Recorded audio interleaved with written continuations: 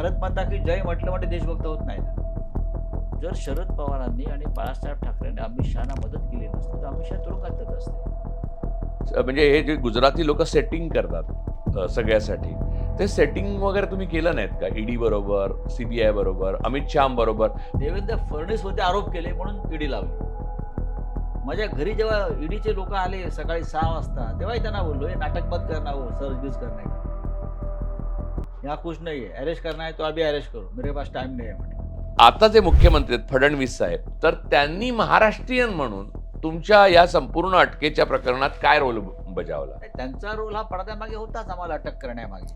आता फक्त मोहन भागवतनं 8 टाकाचे बाकी होते ना हे लोक. घाबरून त्यांच्यासमोर 2 पर्याय ठेवले. तुरुंगात जाताय की मुख्यमंत्री होताय. माझ्या अटकेच्या आदल्या दिवशी शिंदेचे माझा चर्चा झालेली आहे. अमित शहाशी बोलू काय? बोलू कशाला, मी नाही बोलू शकत, मी डायरेक्ट बोलेन. तुम्हाला कधी वाटलं होतं हे लोक आपल्याला जेलमध्ये घालतील म्हणून? तेव्हाच मी म्हणालो की हे जर सत्तेवर आले तर या देशाचं वाटोळं. मोदीवरती पहिला प्रहार करणारा मी होतो, पण अमित शहा सारखे लोक आहेत ज्यांनी उपकाराची जाण ठेवली नाही महाराष्ट्रात. अमित शहावर महाराष्ट्राचे उपकार हे सगळे मोदींच्या खिशामध्ये आहेत. शिवसेना कोणाची? बाळासाहेब ठाकरे. हा एकनाथ शिंदेचा पक्ष कसा काय होऊ शकतो? भारतीय जनता पक्ष हा मला त्यांचा महाराष्ट्रातला पहिला क्रमांकाचा शत्रू मानतो, तर मोदीही मानतात. अमित शहाने शब्द दिला होता इथे माझी शेवटची घेऊन. पण तुम्हाला कधी जाणीव झाली की आपल्याला अटळपणे आता हे लोक तुरुंगात घालणार? ही जाणीव पहिल्यांदा कधी झाली? आम्ही हे सरकार कोणत्याही परिस्थितीत पाडणार. तुम्ही मध्ये पडू नका, तुम्ही मध्ये पडला तर तुम्हाला त्रास होईल. मला पकडणं म्हटलं साल्या, मी आहे ना, मी गुंड आहे म्हटलं. तू काय गुंड आहे काय? तुझा बाप आहे गुंड म्हटलं. लोक एवढे घाबरतात का? म्हणजे तुमचे ते एकनाथ शिंदे 40 लोकांबरोबर सरळ गेलेच तिकडे, म्हणजे एकदा त्यांच्या माणसाला उचलल्यावर. लोक घाबरतात. कशाला? गांडू आहेत ते. नाही बोलला. एवढंच सांगायचो, जिस दिन मौका मिलेगा तब मेरे सामने मत आना, गडबड हो जाएगी. मोदी आणि शहाला कोणी अमृत आणून दिलं का? रोज हे 2 पेग अमृत द्या म्हणून. दाऊद इब्राहिमशी डील केलेला माणूस आहे. मी त्यांच्याशी बोललेलो आहे त्या काळात. अंडरवर्ल्ड ही त्या काळामध्ये एक पॅरलल अर्थव्यवस्था आणि समांतर सरकार होतं. हे राजकीय पक्ष इंदिरा गांधींची विरोध हे इंदिरा गांधींचीच हत्या करायला निघाले. पण तुम्ही देशाच्या पंतप्रधानाची हत्या करण्यासाठी बडोद्यामध्ये जाऊन बॉम्बचा कारखाना काढताय, हे जरा जास्त. तुम्ही कसं म्हणता की माझी सूट घेण्याची वृत्ती नाही? तुठी कसं आहे की मोठं. मी अंडरवर्ल्ड फार जवळून पाहिल्याने अनुभवले. मला माहिती आहे सूट कसा घेतात.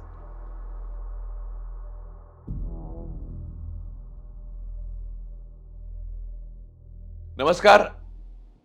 संजय राऊत यांचा मी परिचय करून देण्याची गरज नाही. तर मी स्वतःच त्यांचे बरेच इंटरव्ह्यू घेतलेले आहेत, म्हणून ते प्रसिद्ध आहेत अशातला भाग नाही.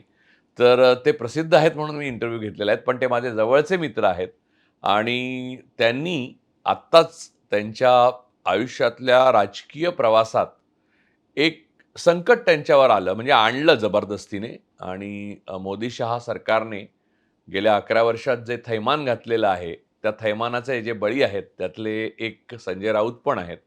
तर त्यांनी कारण नसताना, स्वतः निर्दोष असताना केवळ मोदींना राग आला आणि शहांना राग आला म्हणून त्यांनी दासत्वात नेलेल्या आपल्या ज्या एजन्सीज आहेत, गेस्टापो बनवलेल्या, ED, CBI, IT, NSA, NIA वगैरे, त्यातल्या ईडीच्या मार्फत संजय राऊत यांच्यावर बालंट आणून त्यांना अटक केली आणि बराच काळ त्यांना तुरुंगात घालवावं लागला. तुरुंगातनं ते बाहेर आले तेव्हा मी त्यांना भेटलो, तेव्हा मी त्यांना पाहिलं तर शारीरिकदृष्ट्या ते क्षीण झालेले होते, पण मानसिकदृष्ट्या कणखर होते आणि जाताना जो त्यांचा जोम आणि दरारा होता तोच कायम होता. त्यानंतरच्या काळामध्ये असं झालं की संजयनी मला सांगितलं की मी एक पुस्तक लिहिणार आहे. मला फार आवडली कल्पना, कारण जेलमधनं बाहेर आल्यावर किंवा जेलमध्ये असताना सर्वसाधारणपणे माणसं पुस्तक लिहितात, मोठी माणसं तर नक्कीच लिहितात. तर मी या गोष्टीला आनंदित झालो आणि मी म्हणत राहिलो की लिही, लिही, लिही. आणि इव्हेंच्युअली ते पुस्तक आता येऊ घातलेलं आहे आणि न्यू एरा प्रकाशनने हे पुस्तक मला वाटतं 17 तारखेला, 17 मे 2025ला हे पुस्तक प्रकाशित होईल संध्याकाळी. आणि हे पुस्तक नरकातला स्वर्ग, त्याचा काय अर्थ आहे वगैरे ते संजय साहेब आपल्याबरोबर आहेतच, ते सांगतील. आणि हे पुस्तक लिहिलं त्यांनी जेलमध्ये जायच्या अगोदरपासून, मोदी सत्तेवर आल्यापासून ते जेलमधून बाहेर पडण्याच्या क्षणापर्यंत, शिवाय जेलमध्ये त्यांनी पत्रव्यवहार केले ते सगळं काही या पुस्तकात तुम्ही वाचू शकाल आणि तुम्हाला कळू शकेल की ही राजवट किती भीषण आणि आणीबाणीहून किती क्रूर होती, हे तुमच्या लक्षात येईल. आहे, ती राजवट अजून गेलेली नाही. ते असताना हे आम्ही करतो आहे. तर मी आता थेट संजय यांच्याकडे जातो.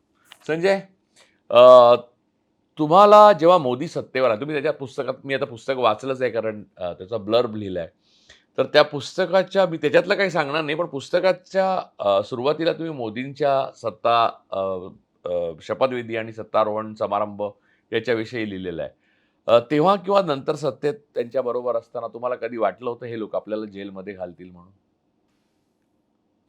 एक तर त्या नरेंद्र मोदी हे जेव्हा सत्तेवर आले, ज्या पद्धतीनं सत्तेवर ते येण्याचा प्रयत्न करत होते, ते मी एक निरीक्षक म्हणून पाहत होतो. त्या काळामध्ये थोडा काँग्रेस पक्षावर लोकांचा रोष होता. त्याला कारण स्वतः काँग्रेस पक्षच जबाबदार आहे. आपण केलेल्या चांगल्या कामांचंही त्यांना लोकांपर्यंत पोहोचवणं जमलं नाही.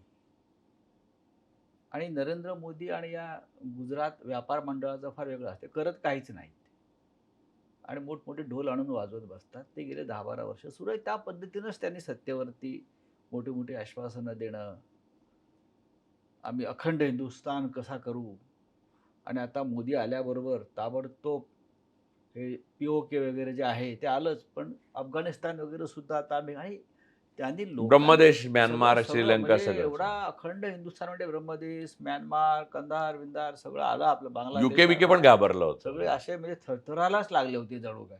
म्हणजे ब्रिटिश साम्राज्य पण आपल्या सामील होतं की असं जी हवा निर्माण केली. आणि जे आता अंधभक्त वगैरे म्हणताय ते तेव्हापासून सुरू झाले. तेव्हाच मी म्हणालो की हे जर सत्तेवर आले तर या देशाचं वाटोळं होईल. मी त्यांच्या शपथविधीला हजर होतो. म्हणजे माझ्याकडे ते फोटो त्यात खरं टाकायला, मी उद्धव ठाकरे साहेबांचं व्हिडिओ शूटिंग केलंय. कधी नव्हे ते असंच.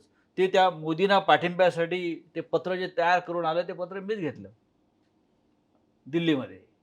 आणि त्यानंतर ते राष्ट्रपतींना द्यायच्या पत्रावर तेव्हा आमचे 18 खासदार होते. आमची फार गरज होती त्यांना. त्याच्यावरती उद्धवजी सही करतायत ते पत्रावरती मोदींना पाठिंब्यासाठी.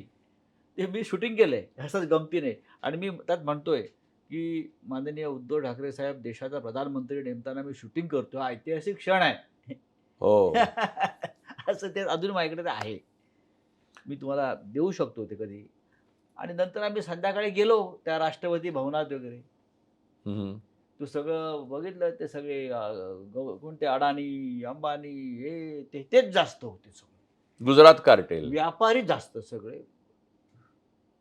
व्यापारी राजकारणातले सुद्धा आणि खरे सुद्धा. ही गर्दी व्यापाऱ्यांची. जणू काय या देशावरती ब्रिटिशांनंतर प्रथम व्यापाऱ्यांचं राज्य आलंय. कंपनी सरकार. कंपनी सरकार गेलं हे तेव्हाच कळलं. आणि मी त्या दिवशी रात्री सगळं संपल्यावरच मीडिया उद्धवजींचा बाईट घ्यायला आला तिथे. तर उद्धवजींनी माझ्याकडे बोट दाखवलं. मी म्हटलं की मी निराश आहे फार हे बघून सगळं. हे सामान्य लोकांचं सरकार मला येताना दिसत नाही. मोठ्या अपेक्षेनं आम्ही आणलेलं आहे. पण हे व्यापाऱ्यांच्या गराड्यातलं सरकार असेल, तर नक्कीच हे व्यापारी या देशाला एकतर विकतील किंवा आपल्या नावावर करून घेतील हा देश. 7-12. आणि हळू-हळू तुम्हाला पाहिलं असेल ते त्या पद्धतीनंच या, आणि गोष्टी स्वतः घडल्या. मोदी बोलल्यानंतर मी व्यापारी आहे. आणि प्रधानमंत्री सैनिकापेक्षा व्यापारी साहसी असतो असंही ते सगळं म्हणजे बोलले. कसं आहे की सैनिकापेक्षा व्यापारी साहसी. त्यानंतर त्यांचे जे गुरुवर्य आहेत आर-एस-एस, ते म्हटले की भारतीय सैन्यापेक्षा आर-एस-एस ही अधिक वेगानं लढायला तयार होईल. भारतीय सैन्याला युद्धात उतरायला वेळ लागेल आणि आमचं जे सैन्य आहे आर-एस-एसचं, ते त्याच्यापेक्षा वेगानं लढायला उतरेल. अशा प्रकारचं हे पांचट सगळे विषय आणल्यावर चाइल्डिश. चायल्डिश विषय आहेत सगळे. आणि त्या पद्धतीनंच त्यांनी कारभार केला. ज्यांनी विरोध केला या कारभाराला हे मोजके लोक होते. मोदीवरती पहिला प्रहार करणारा मी होतो. कधी, किती साली? आणि एक सांगू का, तेव्हा आम्ही त्यांच्याबरोबर सत्तेमध्ये होतो. आणि सत्तेमध्ये होतो, आमचे लोक मग तेव्हा थोडे शिवसेना प्रमुख असतील किंवा उद्धवजी असतील, हे सगळे मला थांबवायचा प्रयत्न करत होते. मी बोललो, "हे आत्ता थांबलो, तर तुम्हाला सगळ्यांना याचे परिणाम भोगावे लागतील." म्हटलं. कोणीतरी या देशामध्ये आवाज उठवायला हवा. तेव्हा मी सुरुवात केली, तेव्हा लोकांना आश्चर्य वाटायचं. त्याच करता अडवाणींनी मला एक लेख लिहिला होता मला वाटतं आणि त्यांना कायमचे गप्प केले मग. हो. त्यावर रवीश कुमारने बोलला सगळे, होता सगळे, की सगळे, सगळे. पण आम्ही थांबलो नाही. मग एकदा एकानं सुरुवात केला आवाज द्यायला, की मग अजून 2, 4, 5, 10 असे लोकं वाढत गेले. पण त्या सगळ्यांना तुरुंगात टाकलं. पण हे तुरुंगाचं आता डायरेक्ट मी येतो. तुरुंगाचं कधी आलं तुमच्यापर्यंत? म्हणजे तुरुंग म्हणजे कसं आहे, की या अगोदर भारताच्या स्वातंत्र्यानंतर आत्तापर्यंत एक आणीबाणीचा कालखंड पण आले. आणीबाणीमध्ये घटनात्मक तरतुदीनुसार आणीबाणी लावली होती आणि त्यामध्ये ज्या पद्धतीने केलं त्याची एक वेगळी कहाणी आणि त्याच्यात जे आतमध्ये होते त्यातले बरेचसे आतमध्ये असायलाच पाहिजे होते हे इतिहासाने सिद्ध केलं. परंतु मूळ मुद्दा हा आहे, की हे जेलमध्ये जाणं आणि नाही, नाही. कोणीही जाऊ शकतं. आणीबाणीमध्ये लोकं तुरुंगात गेले. याचं कारण असं आहे, की आणीबाणीचं समर्थन करणाऱ्यांपैकी आम्ही आहोत. एक लक्षात घ्या. ज्या पद्धतीनं या देशामध्ये हे राजकीय पक्ष, इंदिरा गांधींचे विरोधक, हे इंदिरा गांधींचीच हत्या करायला निघाले होते. आता जॉर्ज फर्नांडिस हे आमचे नेते आहेत. मी त्यांना फार मानतो. त्यांच्याबरोबर आम्ही काम केलं आहे.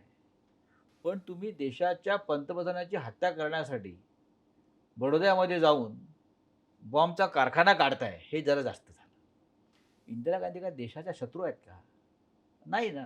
तुम्ही इंदिरा गांधीला मारण्याचं साठी एक फार मोठं कारस्थान डायनामाईट म्हणून ते आलं.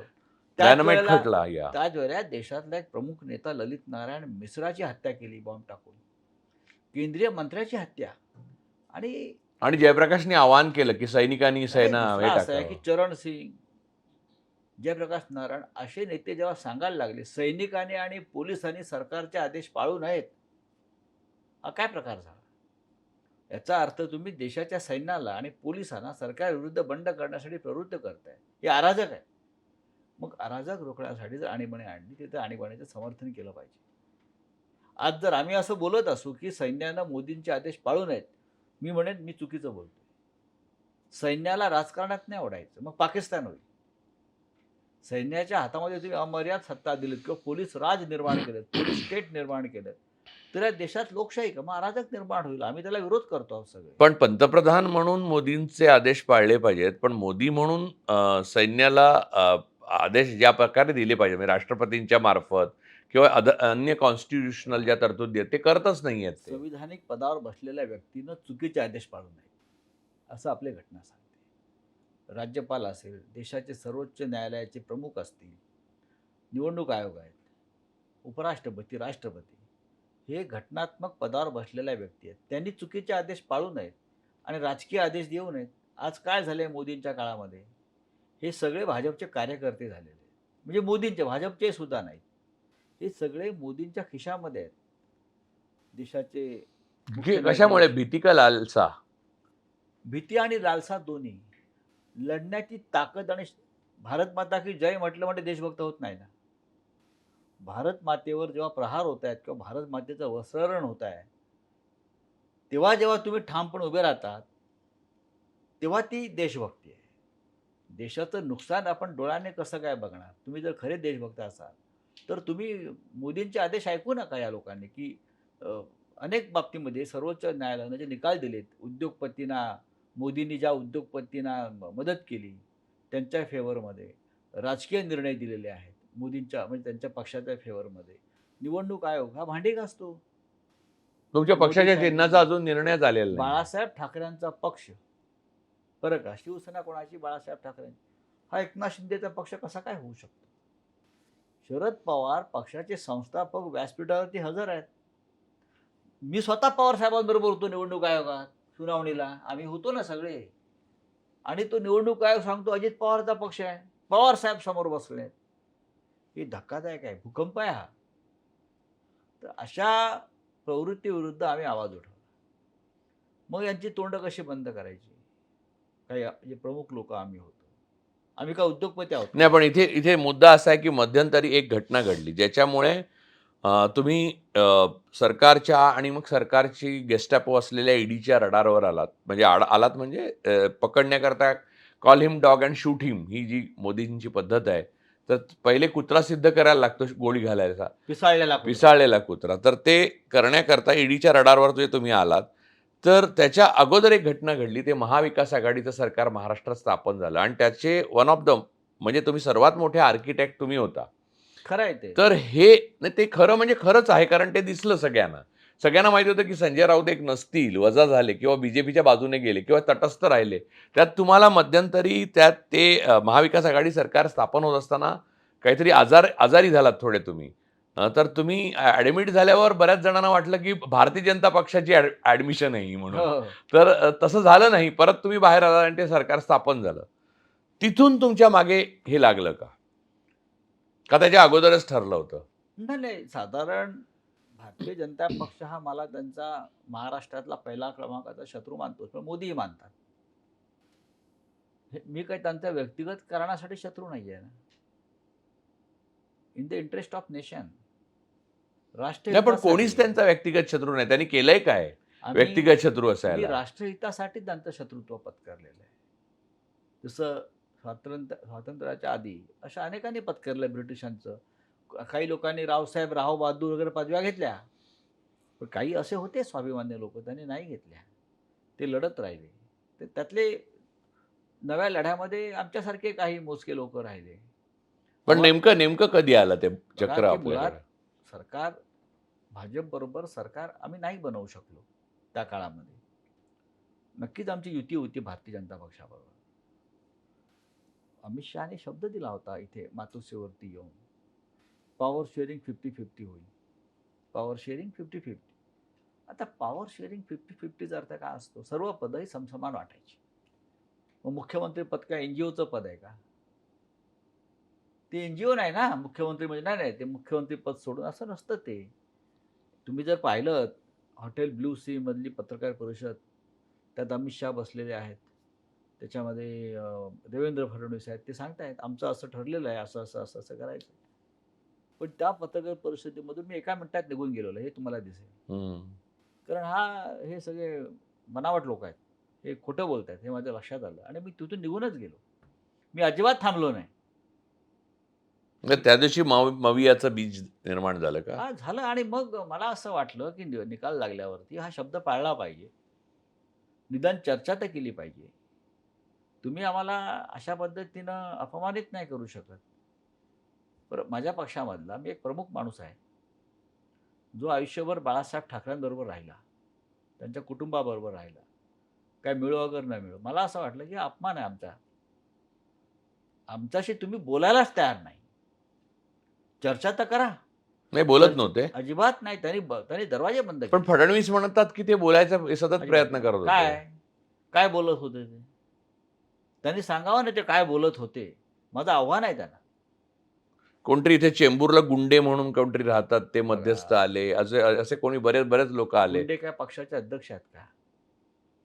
त्यांच्या पक्षाचे अध्यक्ष आहेत का? काही ते राज्याचे प्रमुख होते का? ते कोणी असतील, असे खूप लोक असतील. मला त्याच्याविषयी काय बोलायचं नाही. पण तुम्ही जर एक सरकार स्थापन करण्यासाठी आपल्या युतीतल्या प्रमुख पक्षाबरोबर बोलायचं असेल तर सर्वांना चर्चा व्हायला पाहिजे. त्यांनी एक अट घातली की चर्चेत संजय राऊत नको. अट टाकली. का तुम्ही काय करायचं चर्चेमध्ये?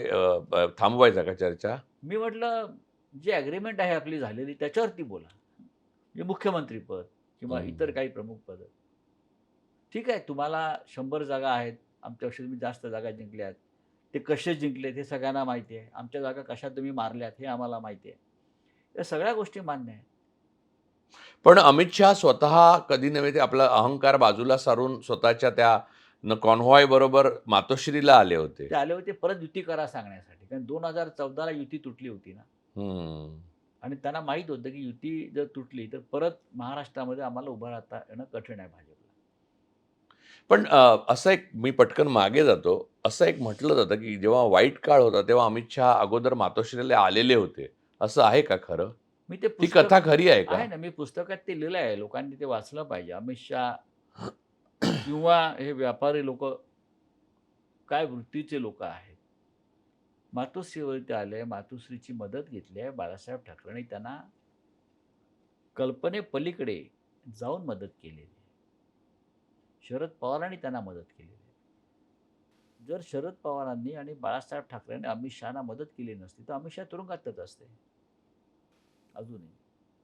पण कृतज्ञपणाचा जो कळस आहे तो या पुस्तकात पण दाखवला. तसं नेहरूंच्या बाबतीत पण आहे. पटेल उठवायला तयार नव्हते बंदी RSS वर, ती नेहरूंनी उठवली. आता नेहरूंची सगळ्यात जास्त बदनामी होते. हो, लिबरल आहेत ना सगळे हे हा. लोक.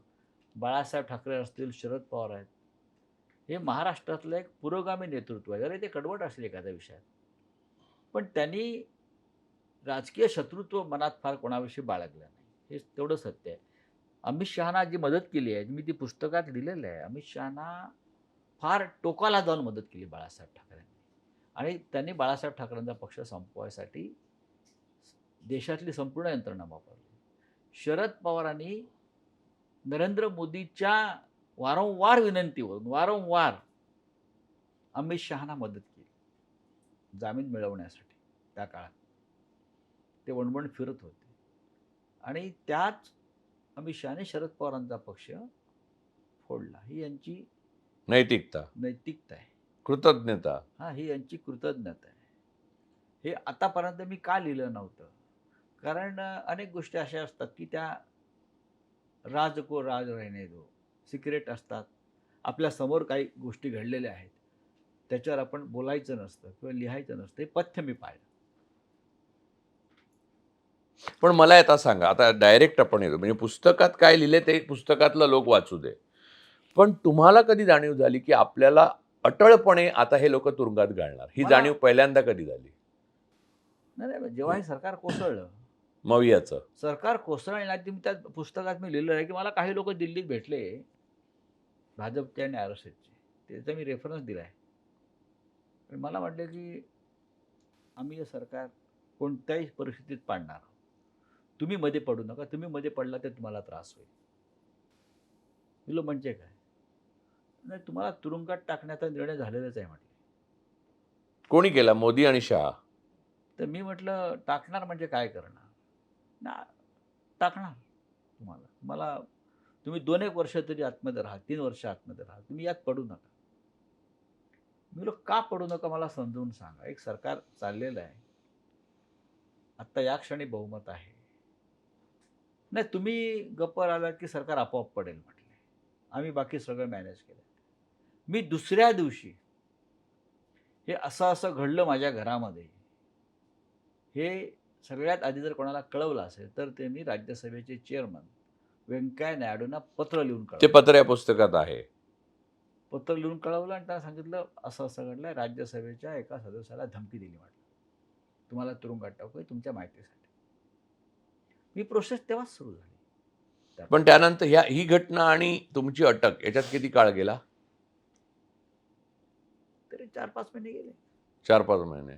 पण मग त्याच्या मधल्या काळामध्ये तुमच्यासारखा माणूस जो चौथ्यांदा खासदार आहे भारतात आणि जवळपास सर्व पक्षाचे सर्व महत्त्वाचे नेते तुम्हाला स्वतः ओळखतात नव्हे मानतात पण. कारण तुम्ही नुसते खासदार नाही म्हणजे मोदी नुसते पंतप्रधान आहेत. त्यांचं अगोदरचं काही कर्तृत्व तसं नाही आहे. तुम्ही स्वतः संपादक होता. 28व्या वर्षी सगळ्यात तरुण संपादक असलेले भारतातले संपादक आहात. ते सामनाचे. आणि ते अत्यंत म्हणजे अत्यंत खडतर आणि वेगवेगळ्या वादळी कालखंडामध्ये आणि त्यात बाळासाहेबांबरोबर जुळवून घेऊन आणि बाळासाहेब आणि बाळासाहेबांचे शत्रू या दोघांबरोबर एकाच वेळेला जुळवून घेतलं. म्हणजे मला माहिती आहे की सामनामध्ये ग्रेस कवी सुद्धा लिहित असत आणि नामदेव ढसाळ पण लिहित असत. तर मूळ मुद्दा असा आहे की हे सगळं असताना तुमची ओळख पाळख आणि म्हणजे हे जे गुजराती लोक सेटिंग करतात सगळ्यासाठी, ते सेटिंग वगैरे तुम्ही केलं नाहीत का? ईडी बरोबर, CBI बरोबर, अमित शहाबरोबर? मग तुम्हाला अधिकाऱ्यांबरोबर करण्याची काही गरजच नव्हती. कशाला तुम्ही करायचं अमित असेल? शहाबरोबर आणि मोदींबरोबर बोलू शकला असता. ज्यांच्याबरोबर मी युद्ध पुकारलेलं आहे त्यांच्याशी सेटिंग करणे म्हणजे मरण पत्करणं आहे ना. पण म्हणजे त्यांची काय बोलले का? तुमचं बोलणं झालं का कधी? मी एक विषय मांडलाय. मी स्वतःच सांगितलं की जेव्हा माझ्या इतर सहकारी मित्रांवरती त्यांनी मला घाबरवण्यासाठी धाडी सुरू केल्या कारण नसताना, किरीट सोमय्यांनी बदनामी सुरू केली.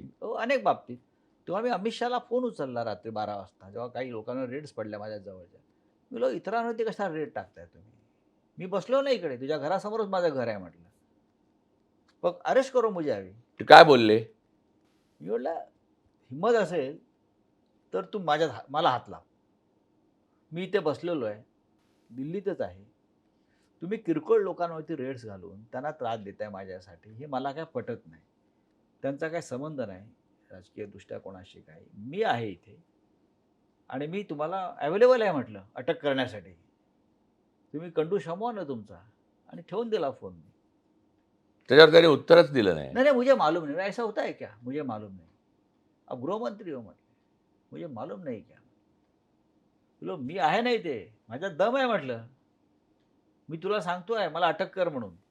या फालतू रेड्स बिड्स हे सगळे बंद करा म्हटलं. मी काय तुला घाबरतो काय म्हटलं. पण यामध्ये एक गोष्ट अशी होते की माणूस जेव्हा त्रास देतो, म्हणजे आपण आपल्यासारखी जी माणसं आहोत ती ऑक्युपेशनल हॅझार्ड किंवा आपण एका पद्धतीने बनलेलो आहोत आणि महाराष्ट्राचे आहोत, त्यामुळे आपण लढू शकतो. पण फॅमिलीपर्यंत जेव्हा ते येतं तेव्हा ते फार वेदनादायक मला असतं. माझ्या तुमची माझ्या आता मुलींना- मुलींना मी लहानपणापासून ओळखतो, कारण आपण त्यांचं लग्न झालं तर ते त्यांच्या आई. फुलवाल्यापासून ते आई, माझी मिसेस, त्यांचा काय संबंध आहे. माझे मित्र त्यांच्याकडे रेड्स टाकायचे, तू विचारा गरीब चार्टर्ड अकाउंटंट. मी दम दिला, अरे मला पकडणं म्हटलं साल्या, मी आहे ना, मी गुंड आहे म्हटलं. तू काय गुंड आहे काय, तुझा बाप आहे गुंड म्हटलं. मी इथे तुम्ही काय सांगताय मला, मी काय तुम्हाला धमक्यानं तुमच्या घाबरतोय रेड बिट्स ना म्हटलं. माझ्या घरी जेव्हा ईडीचे लोक आले सकाळी 6 वाजता, तेव्हाही त्यांना बोललो, हे नाटक मत करना, हो सर्च बीज करने का, यहाँ कुछ नहीं है, अरेस्ट करना है तो अभी अरेस्ट करो, मेरे पास टाइम नहीं है म्हटलं.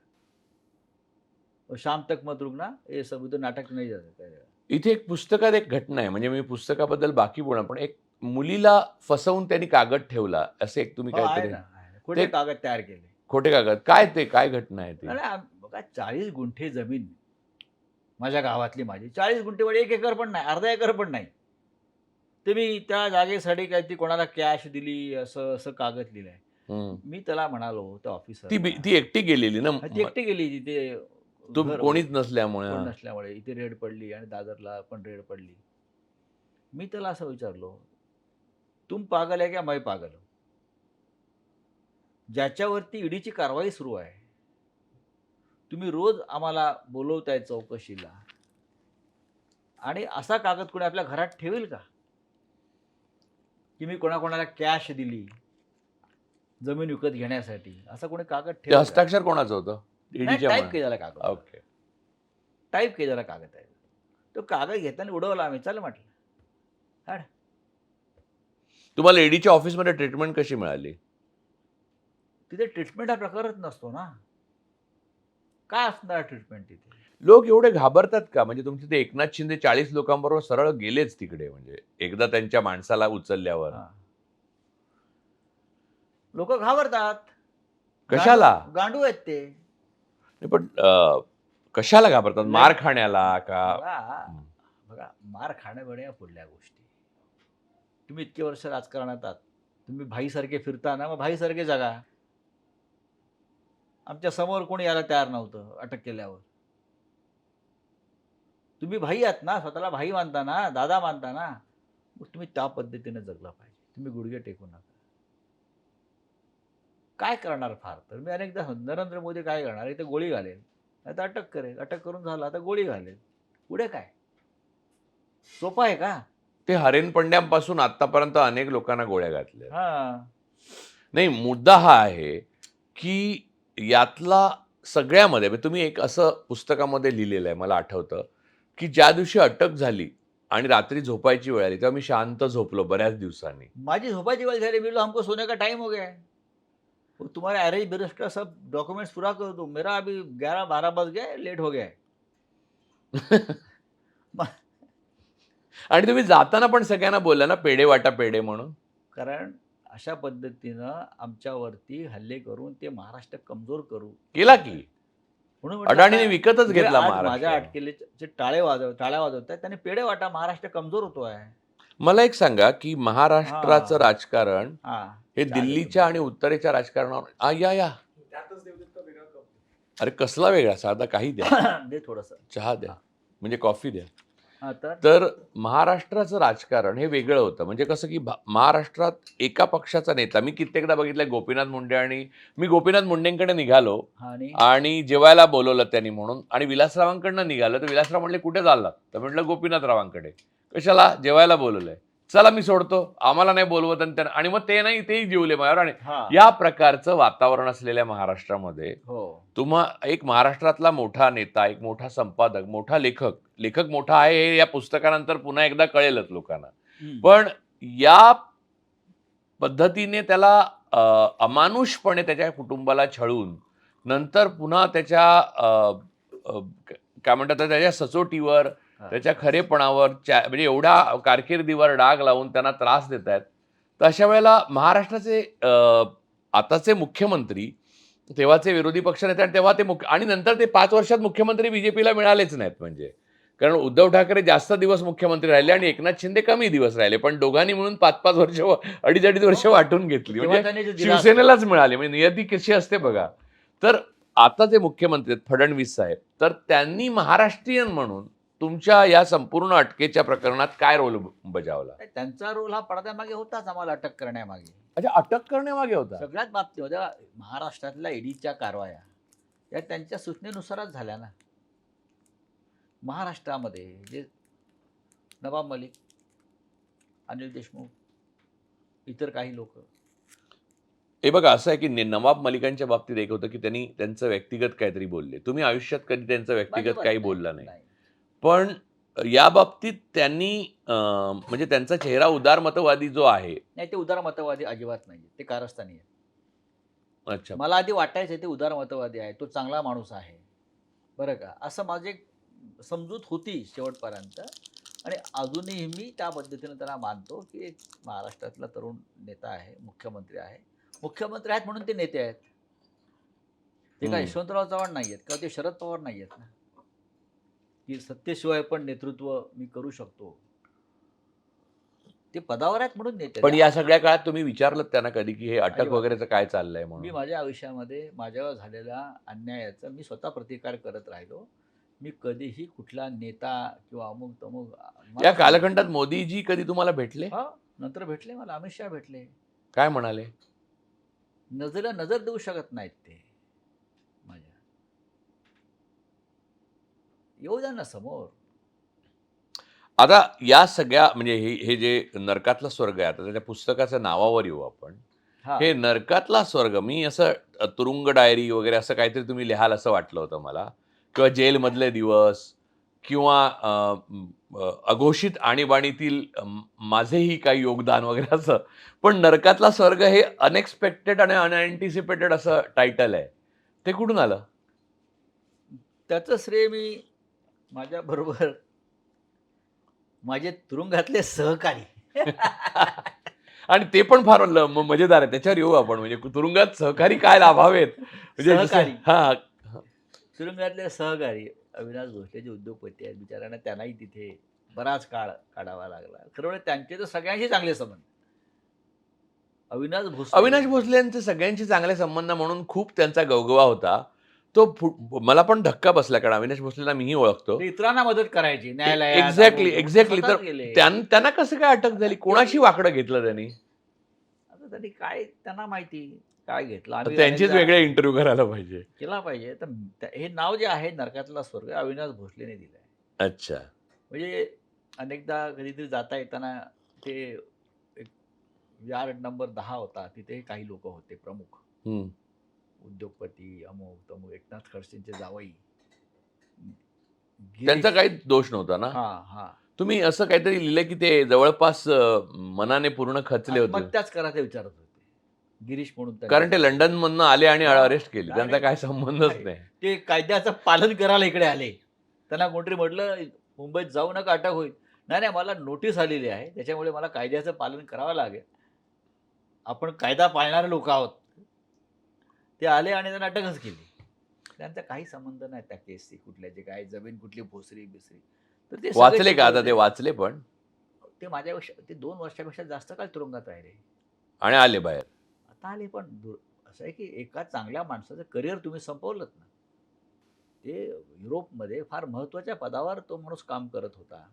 स्वतःच्या कष्टातून तो माणूस तिथे गेला, शिकला. तुमच्या काळामध्ये तुम्ही जेव्हा तुरुंगात होता तेव्हा एकाहून एक दिग्गज माणूस हे पुस्तक वाचताना गंमत वाटते, की जसं स्वातंत्र्य लढाईच्या काळामध्ये 42ला वगैरे जसे अरुणा फली वगैरे असे सगळे एकत्र तसे होते असायचे. ना सगळे. तसे उद्योगपती, पत्रकार म्हणजे रुपेश कुमारचा तुम्ही उल्लेख केलाय, स्वातंत्र्य सैनिक अशा टाईपचं एक हे होतं. काही नावं जर सांगितली तर आम्हाला गरवारे होते मला वाटतं, बाबूलाल वर्मा होते, बिल्डर. तुम्ही नावं सांगत तुम्ही सांगा म्हणजे. नाही, अविनाश भोसले होते. त्यानंतर गिरीश चौधरी होते, एकनाथ खडसेंचे जावई. अनिल देशमुख होते. हां, अनिल देशमुखांची काय परिस्थिती अनिल होती? देशमुख होते. त्यानंतर ते सतीश उके म्हणून आहेत नागपूरचे, ज्यांनी देवेंद्रवरती आरोप केले म्हणून त्याला. आता सतीश उकेची काय केस आहे ईडीची? अजून सुटलेली नाही. का ईडीचा संबंधच नाही त्या केस. पण त्यांनी देवेंद्र फडणवीसवरती आरोप केले म्हणून ईडी लावली. काय? फडणवीसवरती आरोप केले बरं का. भांडण कुठलं आहे? गावातल्या लोकल जमिनीचं आहे. जमिनीच्या भांडणात गावच्या लोकल ईडी लावून टाकली. ईडीचा काय? पण या स्वतंत्र एजन्सीज मला एक सांगा, तुम्ही ज्या ऑफिसर्सना सतत भेटत होता म्हणजे तुमच्या एवढं कोणी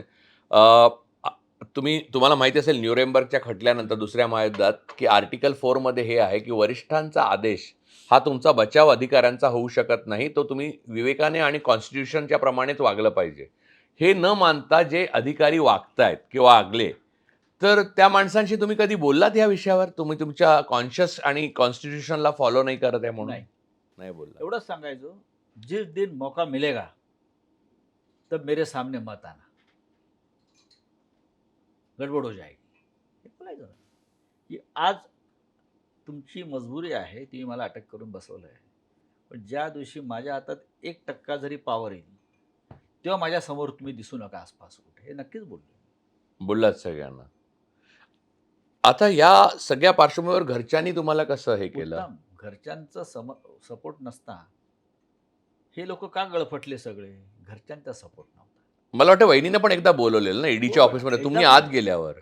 तिला 5 ते 6 वेळा बोलवलंय बिचारीला. त्या तिचा काही संबंध नाही. मी अटकेत असताना तिला बोलवायचे. मी खिडकीतून पाहत होती ती आली आहे म्हणून. तुमच्या आईने तुम्हाला जाताना वरनं खिडकीतनं टाटा करतानाचा एक फोटो आहे. मला असं वाटत होतं, म्हणजे खूपदा वाटलं, मी प्रकाशक तांदळेंशी पण बोललो, शरद तांदळेंशी, की तो फोटो टाकला पाहिजे होता. कारण तो इतका हृद्य फोटो होता, की तो बघून मला रडू आलं. कारण मी आईला तुमच्या किती वर्ष हो. आता म्हणजे ओळखतो. कसं तिच्या आहे, हातचं जेवण इतक्यांदा जेवलोय. माझ्या घरातली जे माझं कुटुंब आहे, माझा भाऊ आमदार आहे अनेक वर्ष, सुनील. तो एकटा लढत होता, तुम्ही बाहेर आत होता तेव्हा. आमचं अख्खं कुटुंब लढले, माझे काही मित्र. पण मित्रांनी समोर येणं म्हणजे परत त्यांना अटक होणं होतं. हम्म. माझ्या दारामध्ये एका मित्राची गाडी उभी होती सहज पार्किंगला.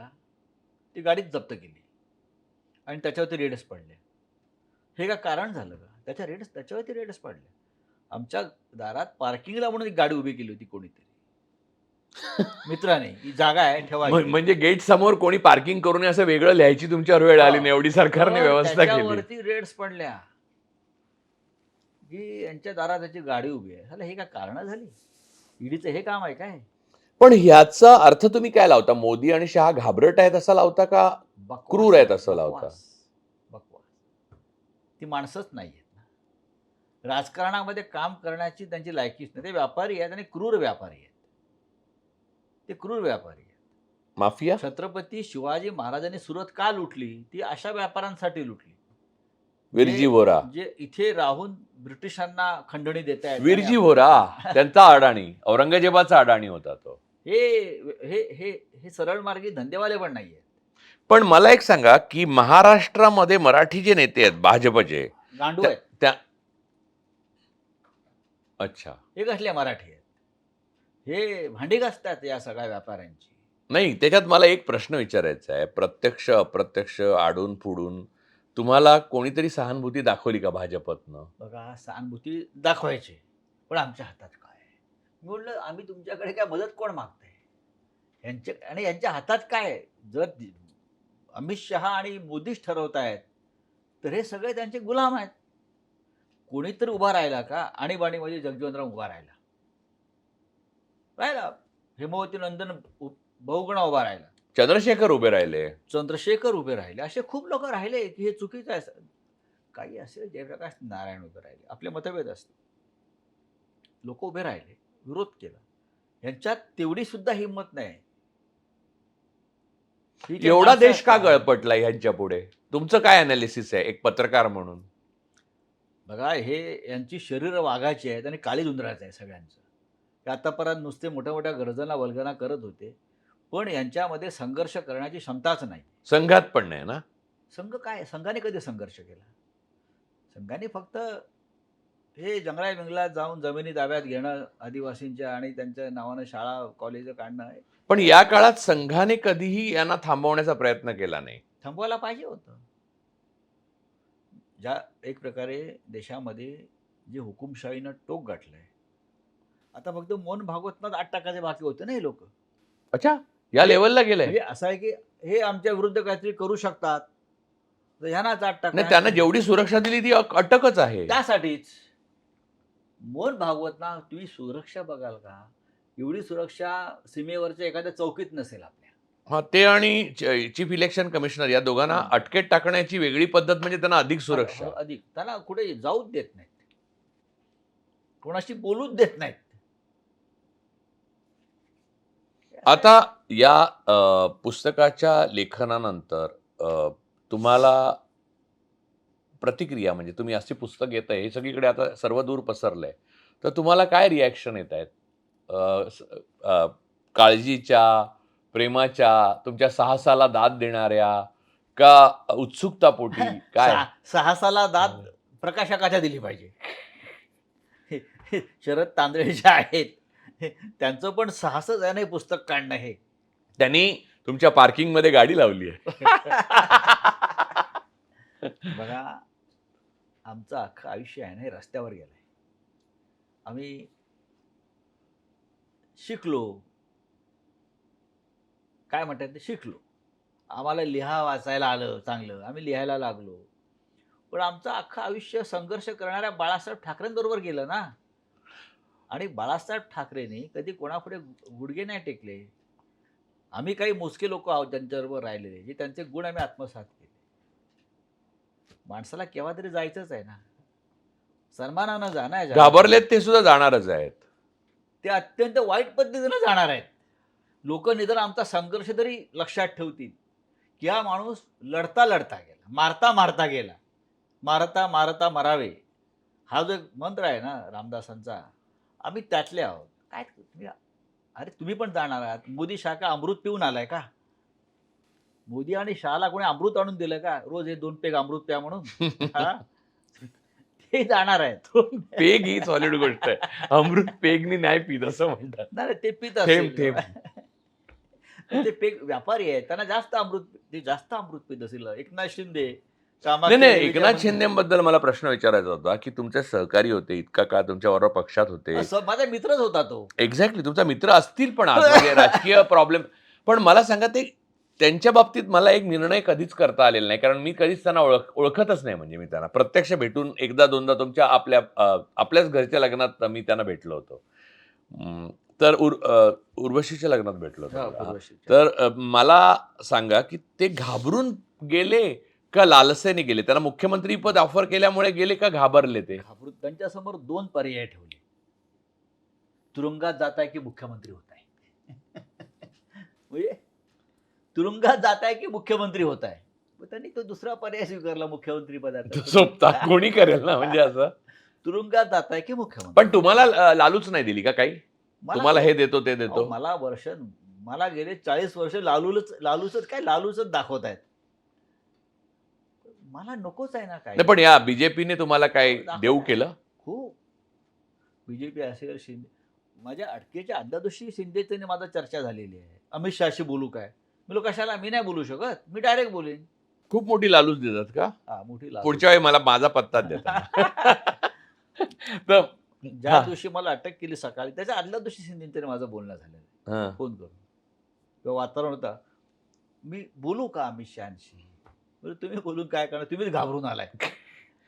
नाही, तुम्ही उपमुख्यमंत्री हो असं सांगितलं. 3 उपमुख्यमंत्री करू, त्याला काय? कोणाशी मी डायरेक्ट सगळ्यांशी बोलू शकतो, अमित शहा असतील, मोदी असतील. पण इथे एक मुद्दा आहे, तुम्ही आपल्या आयुष्याची आणि कारकिर्दीची सुरुवात एक क्राईम रिपोर्टर म्हणून केली, आणि तो काळ असा होता की मुंबईमध्ये अंडरवर्ल्ड सगळ्यात पॉवरफुल होतं. म्हणजे जगामध्ये त्याचा दबदबा होता. दाऊद, छोटा राजन, सावत्या, माया डोळे असं वाटेल ते म्हणजे वेगवेगळे नमुने असलेले असे अंडरवर्ल्ड डॉन होते. तो माफिया तुम्ही संपूर्ण बघितला. मला आठवतं, की लोकप्रभाची कव्हर स्टोरी तुमची क्राईम म्हणून वरची आली रे आली, की लोकप्रभा गायब व्हायचा तो परत छापायला मार्केटमधनं. लागायचा हां. त्याच दिवशी. तुम्ही आणि अभिजित देसाई हे 2च स्तंभ होते. म्हणजे 4 तेव्हा तेव्हा मीडियाचे 4 स्तंभ नव्हते, 2 स्तंभ होते. एक अभिजित नाही आता अभिजित देसाई आणि तुम्ही. तो सिनेमावर लिहायचा तुम्ही क्राईम. तर क्राईमचं जग एवढ्या जवळून बघितलं. ज्या लोकांना सरकारचा विरोध आहे, पाठिंबा नाही, ते लोक राज्य करतात एका अधोविश्वावर. बाळासाहेब ठाकरेंबरोबर तुम्ही काम केलं, ज्या बाळासाहेब ठाकरेंकडे सत्ता फार उशिरा आली, पण त्यांनी मुंबईवर राज्य केलं सत्ता नसताना. आता तुम्ही ह्या वेगवेगळ्या एक राजकीय आणि दुसरे माफिया एवढं बघितलं, की जे सत्ता नसताना राज्य करतात स्वतःचा जीव धोक्यात टाकून. त्यांच्यामध्ये तुम्हाला जास्त नैतिकता दिसली का मोदी शहाची नाही, सत्ता असलेल्या अंडरवर्ल्ड लोकांमध्ये? मध्ये नक्कीच नैतिकता होती. ती नैतिकता होती. 100% नैतिकता होती. आणि धाजी मस्तान असेल, करीम लाला असेल, युसूफ पटेल असेल, बरं का, हे जी नावं तुम्ही म्हणजे घेताय तेवढी म्हणजे नैतिकता मोदी शहामध्ये नाही. मी असं आहे की सगळ्यात दाऊद इब्राहिमशी डील केलेला माणूस आहे मी. मी त्यांच्याशी बोललेलो आहे त्या काळात. एक रिपोर्टर म्हणून त्या काळामध्ये मी अनेकांशी माझं एक्सप्रेस टॉवरला मला लोक भेटायला यायचे तेव्हा छोटा बरेचसे. माणूस होता तो.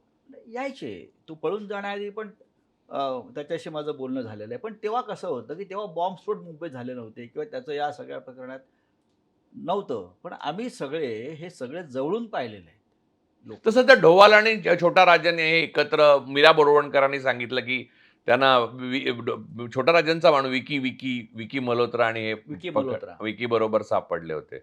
आणि छोटा राजांना आता इथे आणण्यात आलं. तर त्यांना हिंदू ह्या डॉन बनवण्यात. सगळ्यांच्या स्टोरी, फोटो सेशन आम्ही केलेलं आहे. आम्ही बोललेलो आहोत एकमेकांशी अनेकदा. याने हो, काय मी फायदा अनेकदा आहे? लहान होतो मी. म्हणजे तुमच्यापेक्षा मी लहानच आहे. फोटो तुम्ही छापलेत, की त्यातले 3 पुढच्या वेळेला एन्काउंटरमध्ये गेलेले असायचे, की नवीन 4 यायचे.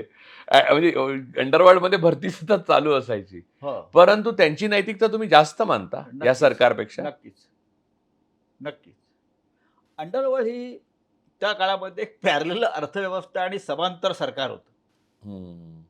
आणि त्या पॅरलल सरकारमध्ये मी पाहिलेत हायकोर्ट जजेसपासून राजकारणी आणि मंत्री सुद्धा त्यात हजेरी लावत होते आपली कामं करून घेण्यासाठी.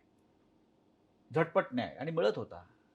म्हणजे तुम्ही ओळखता आणि मला माहिती आहे, की एका मोठ्या डॉनला दिवाळी अंकात ॲडव्हर्टाइजमेंट देण्याकरता महाराष्ट्राचे डी-जी जाऊन भेटले होते. ते तुम्हाला आठवतच असेल. तुम्हाला माहीत असेल तिथे दोघे जण. एनिवे, आता मला एक शेवटचा प्रश्न तुम्हाला या सगळ्या संदर्भात विचारायचा आहे, की हे पुस्तक लिहिल्यावर, हे पुस्तक लिहिणं आणि ते लोकांसमोर आणणं याच्या मागचा तुमचा लेखक म्हणून, एक राजकारणी म्हणून आणि एका न केलेल्या गुन्ह्यासाठी सरकारने दिलेली सजा म्हणजे ही आता ते तुम्ही जेव्हा मोदी शहापासून देश स्वतंत्र होईल तुम्हाला त्याच्यातला महत्त्वाचा प्रश्न म्हणजे मोदी शहा आणि ह्या गुजरात कार्टेलपासून देश स्वतंत्र कधी होईल असं आता तुम्हाला वाटतं? तो दिवस जवळ आलाय. जवळ आलाय? हो. जमायची मिठाई वगैरे आणून ठेवायची? आणून ठेवा तुम्ही. फटाके आणा, मिठाई आणा. ठीक आहे. तर आता मला सांगा, की हे जे हा काळा कालखंड आहे, त्याचं डॉक्युमेंटेशन तुम्ही केलं लेखक म्हणून. त्याचा तुमचा हेतू काय होता? हेतू असा होता, की एक तर बघा तुरुंगामध्ये माणसानं आपला जो वेळ आहे तो सत्कारणी लावावा. हं. मी लिहिणारा माणूस आहे. त्या संपूर्ण काळामध्ये माझा अग्रलेख रोज येत होता सामनात छापून. कसा ते विचारायचं नाही. रोज माझा अग्रलेख असेल, माझे स्तंभ अच्छा, असतील. तिथून यायचा. रोज माझे अग्रलेख यायचे आणि शोध घ्यायचे सगळे. येतंय कसं? पुस्तकं मी तुम्ही कांद्याच्या रसाने लिहून पाठवायचं का? त्यानंतर हे पुस्तक काहीतरी नोंदी रोजच्या व्हायला पाहिजेत. वेळ जाईल आपला. मी अनिल देशमुख नाही म्हटलं. वेळ घालवा, लिहा आणि वाचा. लिहत राहा, वाचत राहा चांगलं. ते लिहून झाल्यावरती मला असं वाटलं, की हे जे फसवे लोक आहेत, हे आपण अनेकदा काय करतो, जाऊ दे कशाला आपण एखाद्याची बदनामी करायची. आम्ही फार चांगल्या प्रकारचं राजकारण करणारे लोक आहोत. पण अमित शहासारखे लोक आहेत, ज्यांनी उपकाराची जाण ठेवली नाही महाराष्ट्राच्या. अमित शहावर महाराष्ट्राचे उपकार आहेत. ते आज जे काही गृहमंत्री वगैरे झाले ते महाराष्ट्राचे उपकार आहेत, म्हणजे 2 नेत्यांचे उपकार आहेत. त्यांच्या मला वाटतं वहिनी सुद्धा कोल्हापूरच्याच आहेत ना, म्हणजे त्यांना तर पत्नी पण महाराष्ट्राने त्यांच्यावरती केलेली उपकार अशी त्यांनी कशी कोणत्या पद्धतीनं परतफेड केली, शिवसेना असेल किंवा बाळासाहेब ठाकरे असतील. मोदींना वाचवलं बाळासाहेबांनी ना, बाळासाहेब. की आणि मोदी हे गया तो गुजरात गया असं हे अटलजींना आहेत, सांगितलं हे कसे होतं. वागले आपल्या महाराष्ट्राशी हे आपल्या पुढल्या पिढीला सुद्धा कळलं पाहिजे, आताही कळलं पाहिजे. कारण त्यांची आता जाण्याची वेळ आलेली आहे. मी सांगतो, त्यांची आता जाण्याची वेळ आलेली आहे. आता मला एक सांगा, की म्हणून मला हे पुस्तक मी पूर्ण केलं.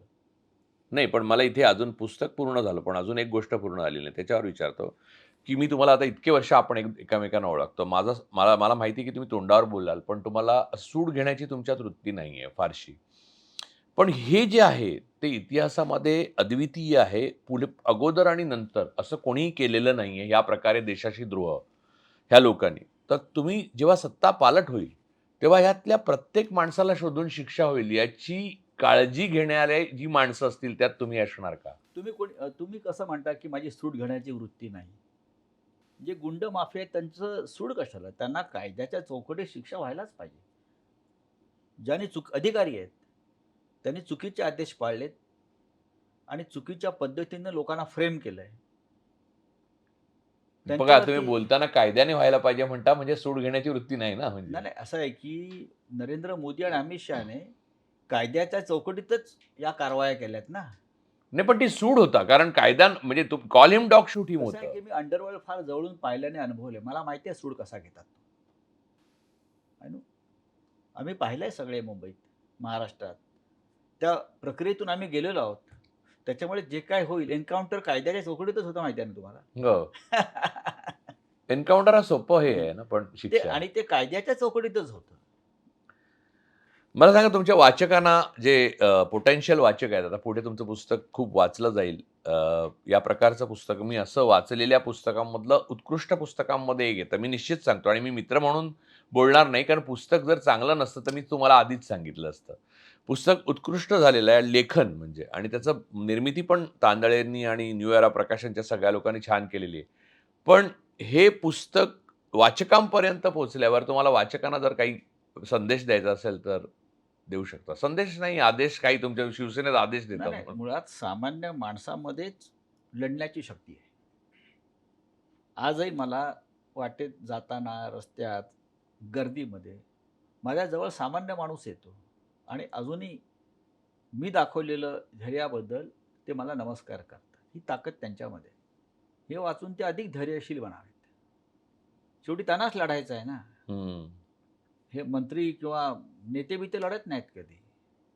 गिरणी कामगारच लढला ना स्वातंत्र्यासाठी, हं. संयुक्त महाराष्ट्रासाठी, सीमा प्रश्नासाठी. महाराष्ट्र परत उभा राहील? का नाही राहणार महाराष्ट्र उभा? एक टॉवर उद्योगपतींची जी आहेत ना राहिलेली, नावं घेत नाही मी. त्याला खालून सुरुंग लागला, की महाराष्ट्र आपोआप उभा राहील. संजय, या पुस्तकांसाठी तुम्हाला, तुमच्या प्रकाशकांना आणि तुमच्या वाचकांना सगळ्यांना शुभेच्छा, कारण हे पुस्तक खूपच अद्भुत झालेलं आहे आणि सत्य हे कल्पितापेक्षा अद्भुत असतं, हे पुस्तक वाचल्यावर कळतं. मी त्या भाग्यवंतांपैकी आहे ज्यांनी मूळ पहिली प्रत म्हणजे पहिला ड्राफ्ट आला तेव्हापासून शेवटच्या ड्राफ्टपर्यंत सगळे वाचले. त्यातलं स्थित्यंतर होत जाताना, एव्होल्यूशन होताना पाहिलं. लोकांनी हे पुस्तक निश्चितपणे वाचावं अशी मी आग्रहाची विनंती तर करीनच, पण लोक वाचतीलच याबद्दल मला खात्री नाही. कारण तुमच्या स्वतःच्या चाहते एवढा मोठा वर्ग आहे. लेखनाचा चाहता आहे. तुम्ही राजकारणात आल्यामुळे तो चाहता झालेला नाहीये, म्हणजे हे चाटुकार नाहीये तो. तर प्रामाणिक चाहत्यांनी हे पुस्तक वाचलं की त्यांना कळेल की देशामध्ये काय परिस्थिती आहे. मला तुमच्याशी पुस्तकासंबंधी अधिक काही बोलायचं नाही, कारण पुस्तक वाचण्याची गोष्ट आहे. मी या पुस्तकात हे सांगण्याचा प्रयत्न केलेला आहे, असं लेखकाला सांगायला लागलं तर ते पुस्तक फसलंय. ते तुम्हाला सांगायला लागायची गरज नाही. ते पुस्तक सेल्फ एक्सप्लेनेटरी आहे. तुम्ही असं पुस्तक लिहिल्याबद्दल तुमचा मी स्वतः एक वाचक म्हणून आणि मित्र म्हणून खूप खूप आभारी आहे. धन्यवाद. धन्यवाद.